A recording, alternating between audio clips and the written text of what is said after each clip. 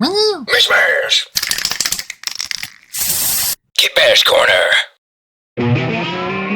Hey, today we're doing yet another Chaos Space Marine Kit Bash, and today's warband is one that I've been meaning to do for a very long time. And because so many of you have been clamoring for me to do it, I can't help but satiate the appetite. I freaking love the Purge.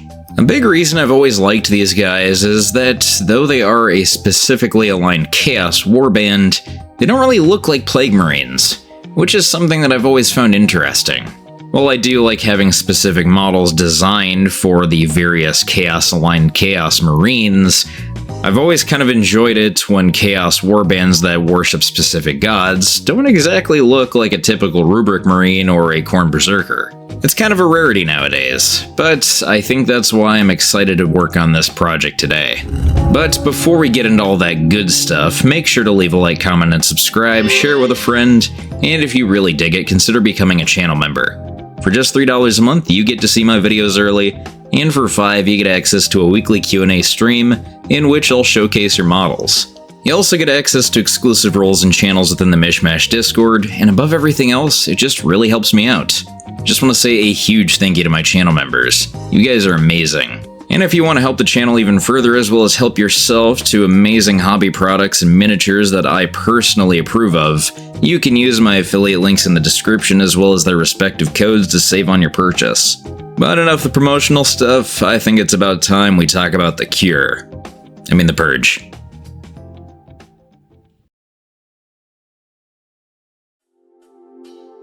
The Purge are a 4th Ed Chaos Space Marine warband. Like I stated previously, they are followers of Nurgle, and are well known for their horrifically genocidal practices. This isn't to completely group together all Nurgly chaotic warbands, but the Purge are distinct for not having a shred of the Nurgly jubilance. They despise life itself and believe that they are born to die and world is a fuck. Like with most chaotic warbands, these guys are absurdly edgy, though I do believe that these guys kinda take the cake. They know all too well that they don't have the numbers to achieve their goal of wiping out the entire galaxy and every living being within it, so they routinely pray to Nurgle that he may unleash a demonic-level plague to completely purge the galaxy. In a world of fruity little villains that have all sorts of understandable aspects of why they're doing the wrong thing, these motherfuckers are just evil. It's like instead of the FBI giving some troubled teen an AR-15, they just put him in power armor. They literally have a chaotic relic named the Orb of Unlife. Okay. But like with most extreme warbands and chapters, I think this is an aspect that either makes you love them or hate them. And in my case, I'm doing a video on them, so I probably like them. Now admittedly, a big part of this is I just always thought they looked really cool. But, like I said previously, it's just nice to have a really evil faction once in a while.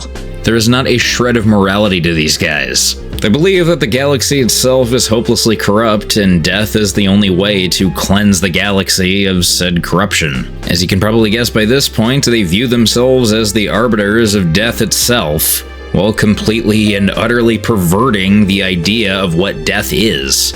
These guys aren't the Grim Reaper, they're just a bunch of assholes that are corrupted by demonic forces. And though maybe I soured your overall idea of these guys, that's a good thing. Heels are meant to be hated, not celebrated. But now that I've given you a little rundown on the Purge, I think it's about time we get to the kit bashing.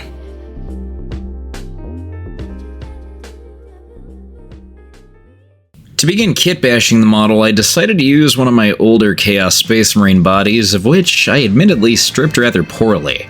Not only am I utilizing the body itself to keep the overall design of the Purge model in frame with how they typically look rather than just being Plague Marines, but I figured I'd utilize the previous remnant of grime to my advantage considering they are still a Nurgly warband. For his helmet, I decided to utilize one of my very favorites, and again, it is from the vintage Chaos Space Marines kit. The Nurgle helm is undoubtedly one of the most iconic of that old kit, because even though I do like the new helmets for the Plague Marines, this one is just unmatched in creepiness. Now for his power pack, I'm actually using one from the older plastic Plague Marines kit. I have a ton of these that I got from LVO, and I have yet to paint any of them, but they came with extra power packs, so why not use it for this guy? Now for his left hand, I'm using one from the generic Plague Marines kit. I like the way this knife looks, and I really like the nasty tubing. This will be fun for me to paint later on, and for his pauldron, I'm using yet another one from the generic Plague Marines kit, because I just love this design. Thousands of little skulls to represent all the people he killed for absolutely no reason. What a kind young man. To further the griminess of this model, I did also have to chop down the pauldron itself and the arm to actually fit it in place, along with a lot of sprue goo. I guess I tried gluing this on a previous figure, and it just kind of broke off. So, yeah, this guy is absolutely disgusting. Now for his other arm, I'm utilizing one from the older push-fit designs that I think are actually kind of my favorites of the newer Plague Marines. But I chose this one specifically due to the little strand of nasty goo attached to it, as it's pretty in line with the overall helmet. With that final detail, he is all kit-bashed, and now it's time for us to paint him up. After a base coat of black of your choosing, I begin base coating the green by mixing together roughly 1-to-1 wog flesh with poison ivy from Bear Cavalry. If you haven't noticed from the art I've been using in this video in terms of their overall design, the green is quite inconsistent. Sometimes it goes for a very edgy, toxic green, to basically how they used to paint orc flesh in general, which admittedly is what I should have done, but I don't know. I like how this color turns out in the end, and it is quite unique. However, as you can probably guess, this does take a couple coats to get an opaque finish. I should also mention too, if you haven't noticed, that the overall design of the Purge is all over the place. So in some depictions they have painted helmets, some they have black helmets. Now for shading the model, I'll be shading the recesses of the green using a mixture of archaic sepia and a little bit of battle mud wash from 2 thin coats. This will give us a very grimy and nasty shade overall to the green. While that is drying, we can then pick out some of the highlights, and some of the broader highlights rather, with our 50-50 previous mixture of wog flesh and poison ivy, and just a touch of an ivory color to bring up the brightness a little bit more. This I'm mostly just focusing on the broad surfaces to bring back a little bit more brightness and depth to the color. I don't want to go too hard with this, as obviously I want to keep the griminess.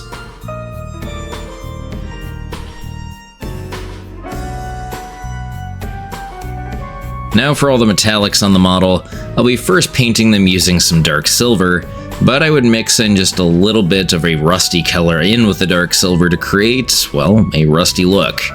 The orange I ended up using was the 7 Pillars of Wisdom color from Bear Cavalry.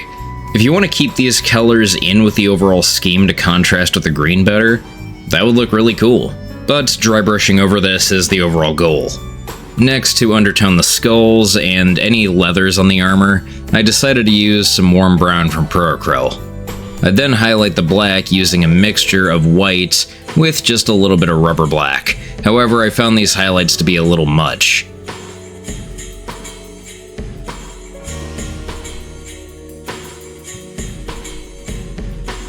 To really make the black armor interesting, I decided to dry brush not only over the metallics, but over the black armor as well to create just a little bit more of a dirty down look.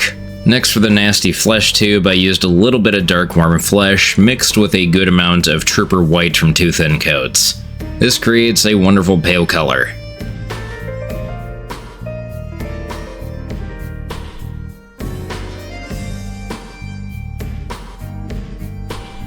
Now for the skulls, I mixed together some more dark ivory with a little bit of khaki. If you wanted to be lazy with this, I wouldn't blame you. I think a good way of going about this would just to be painting it the same way as the black armor. But I think this is also fun too. I like painting skulls, and it does look pretty stunning on the armor overall. I'll also be using this mixture on the horn on the helmet. However, we'll come back to this portion and use some really nasty blending techniques to really make it stand out.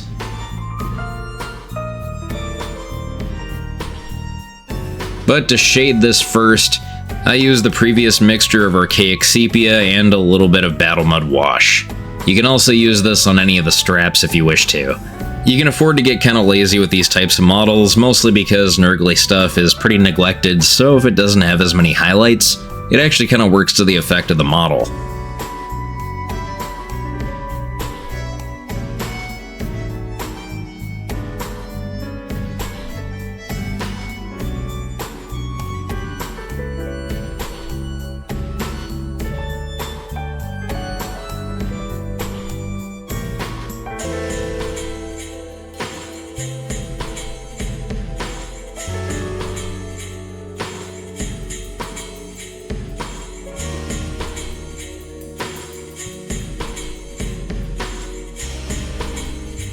To shade the flesh tube, I'm mixing together Carroburg Crimson 1:1 with a flesh wash from Two Thin Coats. The flesh wash actually dirties it down a little bit more, and when it's mixed with a cooler texture, it looks all the more gross. Now to weather the model down a little bit more, I'll be recess shading into all the little crevices using some orange oxide from Puracryl. I do this all the time with other models, but especially with this figure, we can go hog wild with it. It looks perfect, you don't really need to do much, and it just stands out all the more. Thankfully too, it dries really subtly, so if you want to go ham-fisted with it, it doesn't really affect it too much. But, toothpaste analogy, can't squeeze the toothpaste back into the tube. Now to highlight the armor fully, I'm going to be using the previous mixture of Wogflesh and Poison Ivy 1:1 with some Trooper White. This creates a very stark color, and it really stands out on the highlights. I do want to go a little bit messy with this, as I do like creating my little scritchy scratchies, and especially in a Nurgle model, this feels all the more fitting. A clean Nurgle model just looks weird to me.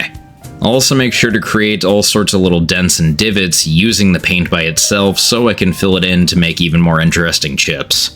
Now for the fleshy little appendages attaching to the bolt gun as well as the horn, I'm using some dark plum from Puracryl. This color stands out really nicely with the green.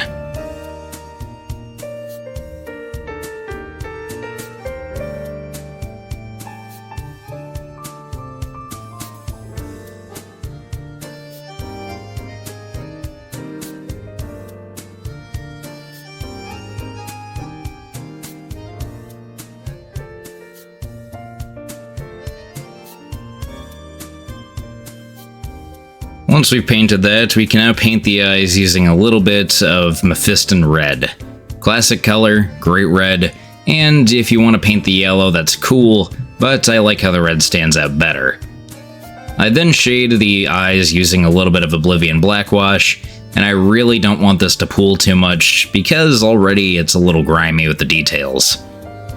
Now to highlight the little skulls, I'm using just a touch of dark ivory on my dry brush. I do want to be very subtle with this, as I don't want to get this on any of the armor, so I made sure to use a very small dry brush. Like I stated previously, I'm now just adding in my little scritchy scratchies. This is a really fun way to make your Marines stand out on just about any model to begin with, but it works all the more on a Nurgly model, like I said. I do want to be careful when picking these out, I don't want to go too overboard, but again, this is where it can really shine. I do have to be careful when highlighting around the skulls, however, as this color will be very difficult to remove. Also, if you're a fan of my buddy Crackduck, I inadvertently created your scheme, buddy. Now to finish off the skulls, I'm using a little bit more dark ivory mixed with a little bit of khaki, just to really bring out the highlights a little bit more. The dry brush was nice, but I decided it would be better to really make these stand out individually. You don't have to do this if you don't want to, of course. But I also apply this to the horn on the helmet. This gives me a great base to slowly start blending in a little bit of the dark plum into the bone color. It's a very long process, and if you don't want to do it, I don't blame you, but it looks really visceral and nasty.